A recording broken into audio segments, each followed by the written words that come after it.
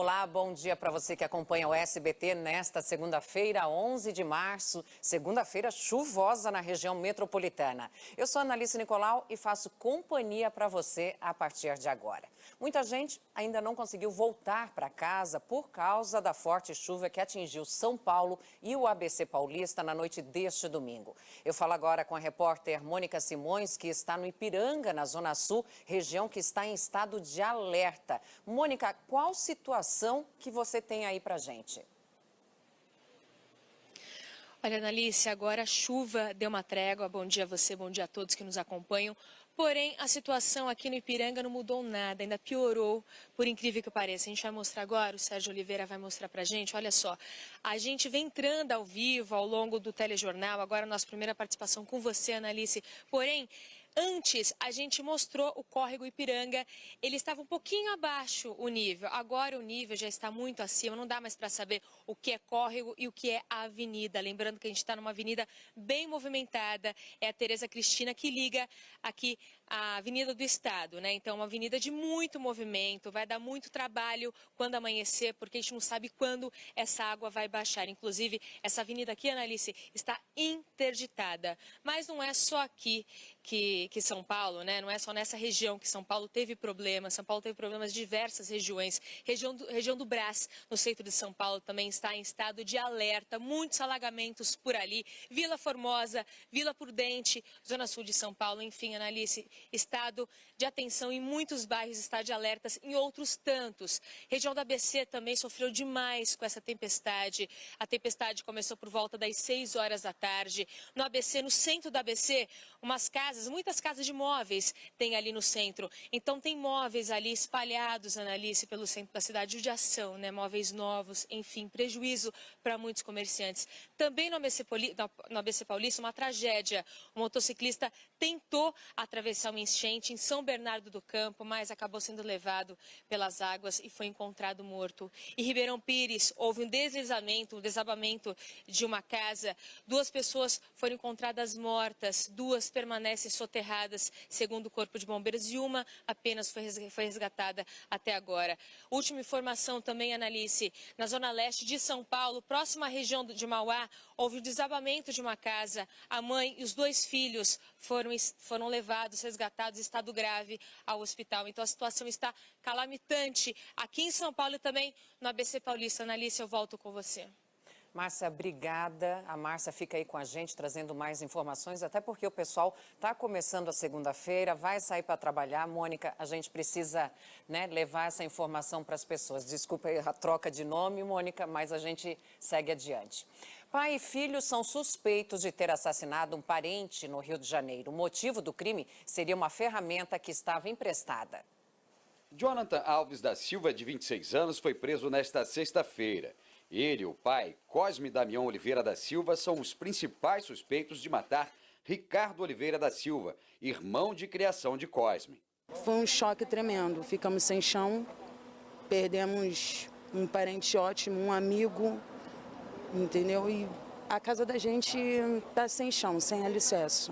A motivação do crime teria sido uma ferramenta emprestada, mas as investigações apontam que a família estava em disputa por um terreno que pertence à mãe deles. Cosme já teria tentado matar a vítima em um momento anterior, justamente pelo fato de não aceitar dividir a herança, que é um terreno onde eles moram. Ele não queria dividir esse terreno quando a mãe falecesse, porque a vítima era filho adotivo. O crime aconteceu em Campo Grande, na zona oeste do Rio. Ricardo havia emprestado uma foice a Jonathan e quando foi pedir a ferramenta de volta, ele e o sobrinho discutiram. Cosme, pai de Jonathan, se envolveu na confusão. Os 2, então, esfaquearam Ricardo e, para não deixar rastros, colocaram fogo no corpo da vítima. O crime foi cometido no terreno onde a família toda reside, é um terreno com várias casas, e uma criança da família, sobrinho da vítima, de 9 anos, presenciou toda a cena.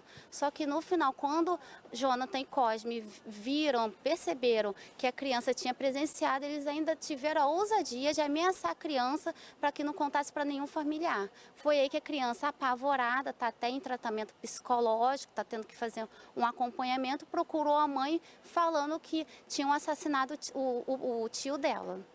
A filha de Ricardo se surpreendeu com a participação do primo no assassinato. E chegava lá em casa, pô, o Jonathan fez isso, o Jonathan fez aquilo, mas pô, meu sobrinho, sei que eu gosto dele pra caraca. Fazia churrasco na casa do Jonathan, meu pai, ele, mas não sei, né, gente, o que passa na cabeça desse povo. Cosme, que segundo a família estaria em liberdade condicional por outro homicídio e já teria passagem pela polícia por porte ilegal de arma, está foragido. Câmeras de segurança registraram uma briga que terminou com um policial militar que estava de folga baleado. O atirador é um médico de Sorocaba, cidade do interior de São Paulo. As imagens são impressionantes. Elas mostram a discussão entre o PM, que não teve o nome divulgado, e o cirurgião vascular Webert Melo, de 51 anos. Durante quase 3 minutos, o médico aponta a arma diversas vezes para o policial e chega inclusive a agredir o homem com tapa no rosto. Após toda a briga, Weber dispara e o policial sai cambaleando até a rua. Segundo testemunhas, os dois passaram a madrugada bebendo. E após uma discussão, o médico conseguiu pegar a arma do PM. A vítima foi levada até o hospital com ferimentos no abdômen e no pé. O cirurgião vascular foi preso em flagrante e responderá por tentativa de homicídio. Foi preso no Pará um suspeito de integrar uma milícia. Com ele, a polícia prendeu falsos coletes de policiais civis e militares usados para extorquir comerciantes. Neste vídeo, 2 homens com falsos coletes e distintivos da Polícia Militar descem do carro em frente a um comércio na periferia de Belém. Logo em seguida, chega um comparsa disfarçado de policial civil. Ele está armado. Segundo as investigações, os criminosos sequestraram o comerciante. Um deles foi identificado como Wagner Carvalho. Ele foi preso em casa e é suspeito de pelo menos 10 assassinatos. Com o criminoso foram apreendidas armas e falsos coletes. Trata-se de um miliciano que estava praticando homicídios na cidade, região metropolitana, pelo menos 3 já confirmados.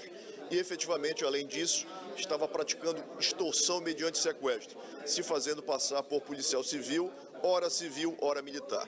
Comerciantes denunciaram que eram vítimas de policiais. As investigações levaram até Wagner. Eu sequestrava a pessoa e levava para determinado local, e ligava para a família e cobrava uma certa importância. Com isso ia oferindo, muito dinheiro. A prisão do suspeito faz parte da operação de combate às facções criminosas aqui no Pará. Só nos 2 primeiros meses do ano foram registrados quase 500 assassinatos no estado. Segundo a polícia, a maioria dos crimes tem ligação com o tráfico de drogas. Até o final do mês, 200 homens da Força Nacional de Segurança serão enviados ao estado. O reforço foi solicitado pelo governador Helder Barbalho em janeiro. Além das organizações criminosas, os agentes vão combater a ação desses falsos policiais. Todos os nossos coletes têm identificação da Polícia Civil, o que não é o caso dele, e tem também os distintivos da polícia, que podem identificar qualquer policial na rua.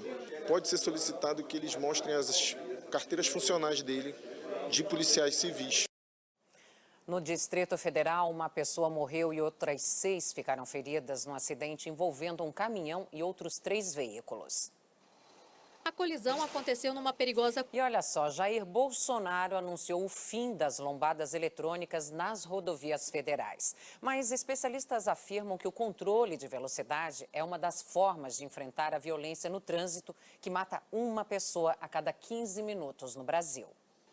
Jair Bolsonaro criticou as lombadas eletrônicas. Uma quantidade enorme de lombadas eletrônicas no Brasil. É quase impossível, você viajar sem receber uma multa. E a gente sabe que, no fundo, ou desconfia, que o objetivo não é diminuir acidentes. E mandou um aviso às concessionárias que administram as rodovias. Decisão nossa, Não teremos mais nenhuma nova lombada eletrônica para o Brasil. As lombadas que, porventura, existem, são muitas, quando for perdendo a sua validade, a princípio não serão renovadas. Bolsonaro lembrou da própria experiência ao dirigir na rodovia Rio-Santos. É um inferno. São ali dezenas, 60, 70 lombadas eletrônicas de 60 ou 40 por hora. E você, quando anda lá no Rio de Janeiro, Copacabana, Leblon, você anda a 70 por hora. As lombadas eletrônicas são instaladas em lugares estratégicos como este, quando a rodovia fica perto de uma área urbana ou de passarelas de pedestres, por exemplo, e servem como alerta para os motoristas. Segundo especialistas, o controle da velocidade é uma das principais medidas no combate à mortalidade nas estradas. Se é instalado ali é porque precisa ter redução de velocidade. É um contrassenso você querer eliminar a fiscalização no país que mata uma pessoa a cada 15 minutos. No Brasil, estudos técnicos determinam o local onde o equipamento deve ficar. Existe uma regra, uma metodologia, critérios para ser montado esses equipamentos. Não basta o poder público acordar de manhã e falar, vou instalar uma lombada eletrônica. Se aquela lombada eletrônica está ali, é porque sofreu um estudo. Nas estradas, o anúncio também divide a opinião dos motoristas. Eu acho uma boa, entendeu? Porque a gente que trabalha na rua, muito com multas, você acaba distraindo e passa na velocidade superior à lombada. Na estrada, pelo menos, o cara sabe que tem uma, ele maneira, sabe que é 80. A gente que trabalha no caminhão sabe que vai andar 80. E vamos às notícias internacionais. 157 pessoas morreram na queda de um avião na Etiópia nesse domingo. Havia passageiros de pelo menos 35 nacionalidades a bordo. De acordo com o Itamaraty, nenhum deles era brasileiro. O avião saiu da capital, Addis Abeba, com destino a Nairobi, no Quênia, mas caiu 6 minutos depois de decolar, a cerca de 60 quilômetros do aeroporto de onde partiu. O piloto chegou a reportar dificuldades no voo e pediu para retornar antes de perder o contato com a torre de controle. A aeronave foi comprada pela Ethiopian Airlines em novembro e não tinha registro de problemas técnicos. As causas do acidente serão investigadas pela Autoridade Etíope de Aviação Civil.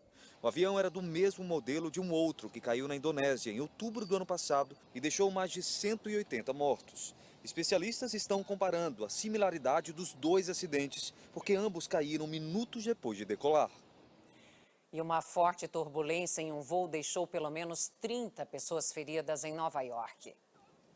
O avião saiu de Istambul e estava sobre o Oceano Atlântico, já perto da aterrissagem, quando começou a balançar. Havia mais de 300 pessoas a bordo, dentre passageiros e tripulantes. Os feridos sofreram batidas, contusões e cortes. Uma aeromoça quebrou a perna.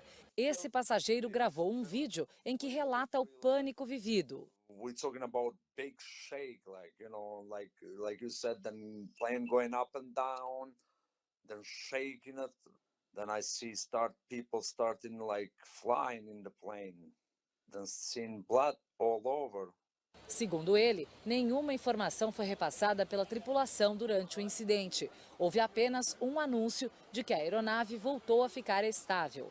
Várias ambulâncias tiveram que ser acionadas para atender os feridos.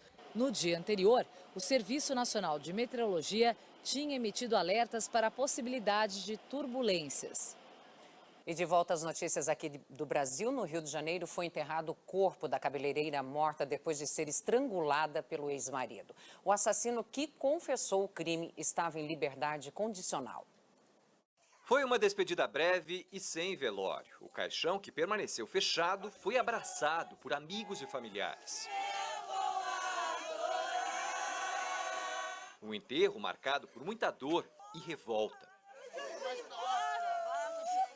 Segundo a polícia, Karine Alves Lobo, de 29 anos, foi estrangulada pelo ex-marido Evânio Oliveira Santos, de 41 anos, que já tinha antecedentes criminais por furto qualificado e violência doméstica contra a cabeleireira.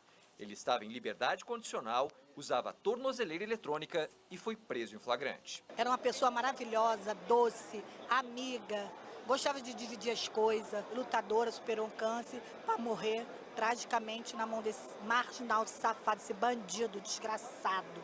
O corpo de Karine foi encontrado com marcas de queimaduras dentro do carro dela, abandonado na zona oeste do Rio, na sexta-feira, Dia Internacional da Mulher. Ela estava separada de Evânio havia 7 meses, mas a pedido dele fez compras e foi entregá-las ao ex-marido. Depois disso, desapareceu. Ele mandou mensagem, pediu para levar alguma coisa, que ele estava com fome para fazer isso. A polícia apreendeu o celular de Karine e do ex-marido para tentar encontrar mensagens com ameaças de morte que teriam sido enviadas à vítima pelo assassino. Na delegacia, Evânio confessou o crime e revelou que não agiu sozinho. Ele disse que pagou R$ 150 para um homem, identificado apenas como Luizinho, ocultar o corpo.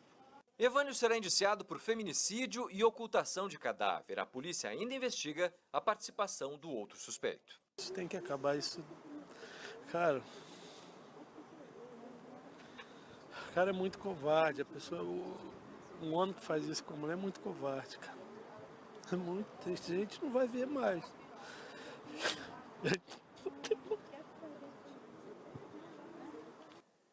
Em outro caso, em São Bernardo do Campo, na ABC Paulista, uma mulher foi assassinada a facadas pelo marido. Nayara Justino Lima tinha 26 anos, era natural da Paraíba e morava com Juscelio Alexandre da Silva e a filha do casal de 4 anos. Segundo a polícia, o suspeito procurou pelo irmão durante a madrugada deste domingo e disse que havia feito uma besteira.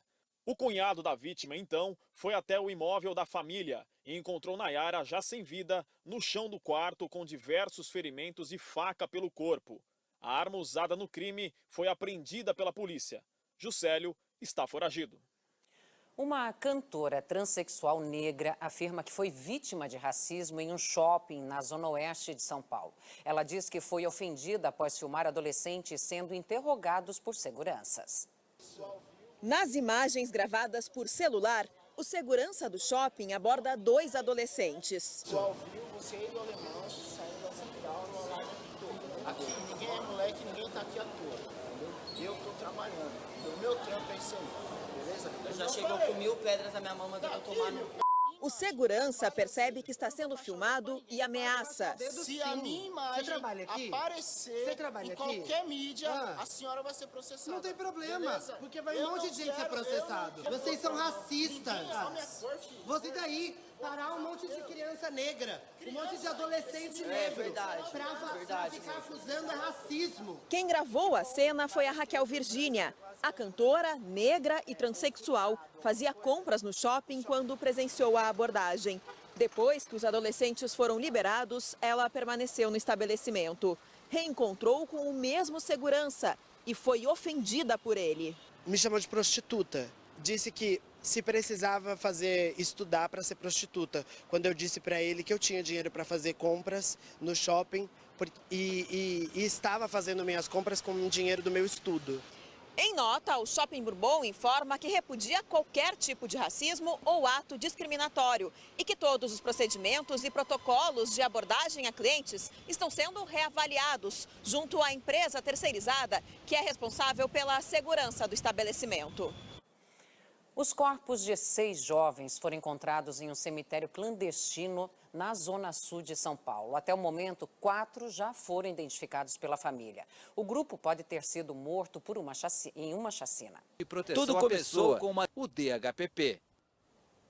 Um militar à paisana foi baleado durante uma operação de combate ao tráfico de drogas no Complexo da Penha, zona norte do Rio.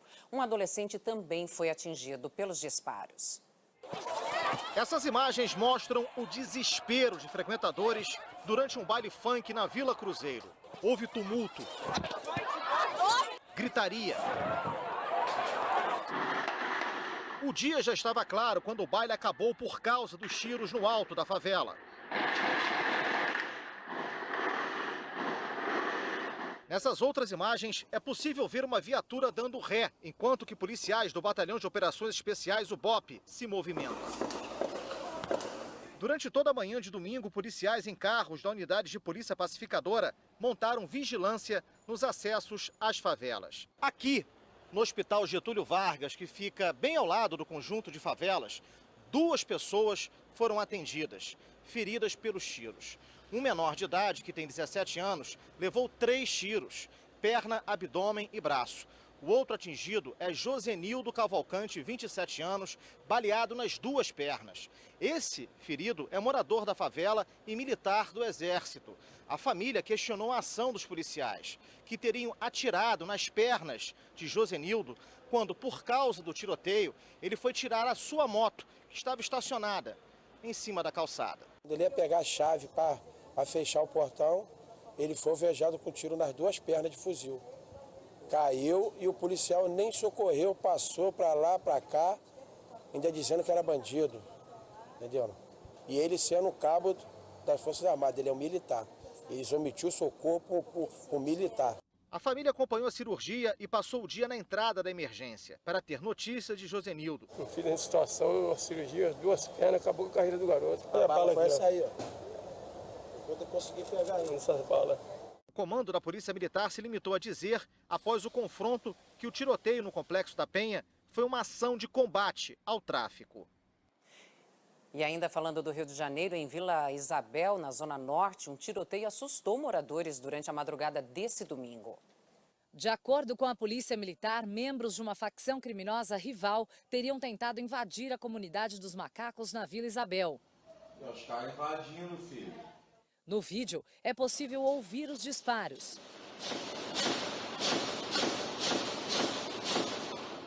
O policiamento na comunidade precisou ser reforçado. Começa hoje, em Três Passos, no Rio Grande do Sul, o júri dos acusados de participar do assassinato do menino Bernardo Boldrini. O crime foi há quase 5 anos. O pai e a madrasta de Bernardo estão entre os réus. Um movimento atípico na pacata cidade de 24 mil habitantes anuncia. O julgamento de um dos crimes que mais chocaram o país vai acontecer. Veículos de imprensa de todo o Rio Grande do Sul já circulam pelas ruas. A mesma porta que Bernardo Boldrini entrou pouco mais de 2 meses antes de ser assassinado para pedir para trocar de família, será cruzada pelos 4 acusados de sua morte à espera da sentença. O médico Leandro Boldrini, pai do menino, a ex-enfermeira Graciele Ugolini, madrasta da vítima, e os irmãos Edelvânia e Evandro Virganovich respondem por homicídio qualificado e ocultação de cadáver. Leandro também é réu por falsidade ideológica. Desde a prisão, a casa de classe alta onde a família vivia se tornou uma espécie de memorial. Coisa triste de passar todo dia aqui. É uma tristeza. E tá no ar, sabe, a coisa negativa. O pai dele ia lá para examinar os pacientes. Ele sempre estava junto com o pai dele. Bem conversador. Ele conversava bastante. Nós queremos justiça, né?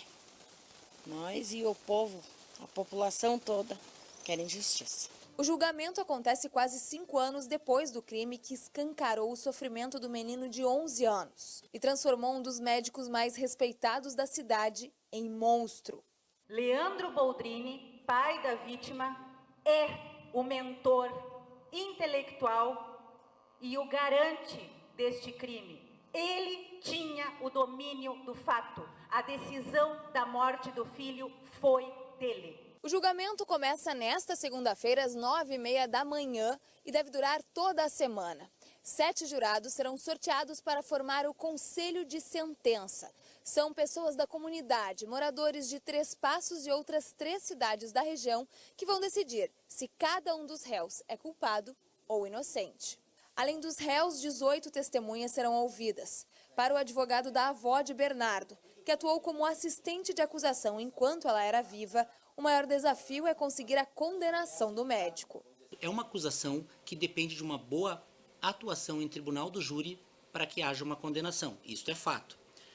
O que envolve ele mais diretamente é o fornecimento do material, a responsabilidade em razão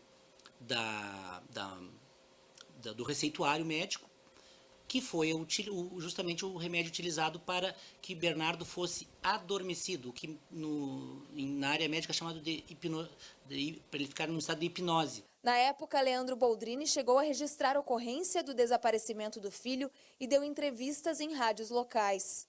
A frieza do pai, ao se referir a Bernardo, chamou a atenção. A madrinha do garoto também percebeu algo estranho quando conversou com Graciele. Essa mesma noite do dia 7, eu falei com a Graciele por telefone e eu achei que ela tivesse feito alguma coisa, sim, porque ela só falava no passado. Ela me dizia, estava muito difícil, Dinda, estava muito difícil, porque ele fazia muita grosseria para mim, ele me tratava mal, mas sempre no passado, o que me deixou muito mal. Bernardo desapareceu no dia 4 de abril de 2014. 10 dias depois, o corpo do menino foi encontrado em um buraco em Frederico Westphalen, cidade próxima a Três Passos. Estas imagens registraram os últimos momentos da vítima. Ele e a madrasta entram no carro de Edelvânia, que sai logo em seguida. Outra câmera flagra a passagem do veículo na rodovia em direção ao local do crime. O O automóvel retorna 1 hora depois e as duas descem sem Bernardo. A Edelvânia disse que depois dos fatos, elas tiraram, enfim, a roupa do Bernardo, botaram na cova, jogaram soda e pedras e a terra. Para o Ministério Público, o casal decidiu matar Bernardo para não dividir os bens da família quando o menino completasse 18 anos. Edelvânia teria aceitado participar em troca de dinheiro. O carro do irmão dela foi visto próximo ao local do crime. Evandro é apontado como responsável por cavar o buraco. Todos esses fatos que sucederam desde antes da morte do Bernardo até depois, na época em que se ocultou o corpo e se fez entraves, né, para, inclusive, barrar-se as investigações. Eu estou convicto, e o Ministério Público, enquanto instituição, também está convicto de que todos os réus têm que ser condenados e responsabilizados. Essa é a resposta que a sociedade espera. Depois de 2 anos de investigações, a Polícia Civil concluiu o inquérito sobre a morte de um adolescente em frente ao Habib's, em São Paulo, sem apontar culpados. A Justiça determinou que a delegacia responsável pelo caso levante mais informações sobre o crime. João Vitor Souza de Carvalho tinha 13 anos quando morreu. A confusão foi em frente a essa lanchonete na Vila Nova Cachoeirinha, no dia 26 de fevereiro de 2017. O adolescente tinha discutido com funcionários que foram apontados como suspeitos de espancá-lo. No entanto, laudos da perícia técnica apontaram que a causa da morte foi um infarto, em decorrência do uso contínuo de drogas, sem mencionar a agressão sofrida pelo jovem. Mas como o inquérito policial inclui o depoimento de testemunhas que disseram ter visto o gerente e um funcionário do Habib's darem socos em João Vitor, o Ministério Público pediu o levantamento de mais dados. Com isso, a polícia terá que copiar os áudios das chamadas telefônicas que os funcionários da lanchonete disseram ter feito à PM para pedir socorro. Também devem ser anexados os boletins de atendimento do SAMU ao garoto e ao prontuário médico do Hospital Mandaqui, para onde ele foi levado. Somente após esses novos dados, a promotoria e a Justiça vão decidir se arquivam o caso ou se responsabilizam os empregados da rede de fast food pela morte. Você está assistindo ao SBT Notícias, agora são 3h02. Pessoas que têm direito ao seguro-desemprego estão sendo vítimas de golpistas que sacam benefício indevidamente. E o pior é que a Caixa demora mais de 1 ano para devolver o dinheiro para as vítimas. É normal isso acontecer. O presidente Jair Bolsonaro recebeu nesse fim de semana a visita do presidente da Câmara, Rodrigo Maia. O governo está de olho nas indicações dos integrantes da Comissão de Constituição e Justiça da Câmara, primeira etapa da reforma da Previdência no Congresso. O encontro foi pela manhã. O presidente da Câmara, Rodrigo Maia, foi até o Palácio da Alvorada. A assessoria do parlamentar divulgou apenas que ele veio conversar com o presidente da República, Jair Bolsonaro, sobre o assunto do momento, a reforma da Previdência. O Planalto quer garantir o maior número possível de aliados na Comissão de Constituição e Justiça, que deve ser instalada na próxima quarta-feira e é a primeira parada da reforma na Câmara. A liderança do governo no Congresso diz que negocia alguns cargos e acredita que a presidência e a vice-presidência da CCJ devem ficar com o PSL, partido de Bolsonaro. Já na segunda-feira, os líderes das bancadas fazem as indicações. A CCJ tem 66 integrantes e os nomes mais cotados para os 2 postos mais disputados são de Felipe Francischini, do PSL do Paraná, e de Bia Kicis, do PSL do Distrito Federal. Os apoiadores de Bolsonaro pensam ainda no próximo passo, a instalação da comissão especial que vai ser montada para discutir a reforma. Ela pode sair nos próximos dias. Nós temos aí uma disputa, vamos dizer assim, de 5 nomes que estão tentando se encaixar aí na relatoria. O relator aí da Nova Previdência vai sofrer muita pressão, em especial de alguns segmentos, né, que são aqueles que eu chamo de marajás da Previdência, né? Então tem que ser alguém que tenha musculatura para suportar a pressão. Para aguentar essa pressão. A oposição quer barrar a reforma da Previdência da maneira que foi proposta pelo governo. A reforma vai tramitar com muita dificuldade, isso porque são muitos os pontos que prejudicam fundamentalmente os trabalhadores brasileiros. Enquanto os nomes dos parlamentares das comissões permanente e especial não saem, os governistas também tentam se articular para a disputa em plenário. O governo tem que formar o seu bloco de apoio, a sua bancada de apoio à reforma da Previdência. Hoje não tem. Hoje o governo tem 55 votos dos parlamentares do PSL.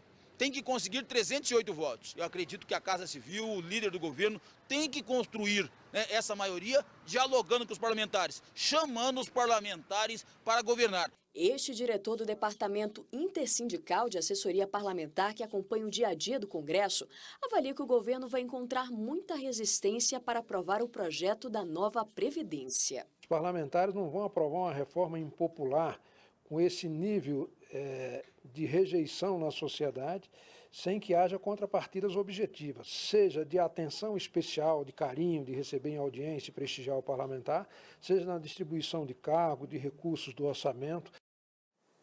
O prefeito de São Paulo, Bruno Covas, tirou licença não remunerada por uma semana. A prefeitura informou que o afastamento, que começou nesse sábado, é por motivos pessoais. Bruno Covas fica afastado até o dia 15 de março. Neste domingo, o presidente da Câmara, Eduardo Tuma, assumiu a prefeitura. A Justiça determinou o bloqueio de 166 milhões de reais do ex-governador do Paraná, Beto Richa, da mulher e do filho dele. O pedido foi do Ministério Público Federal. A ação é parte da Operação Integração, que apura o pagamento de propina a agentes públicos por empresas de pedágio no estado. O esquema teria desviado mais de 8 bilhões de reais desde 2000. 9 criminosos foram presos numa tentativa de assalto a banco em São Paulo. 20 pessoas, entre funcionários e clientes, foram mantidas reféns.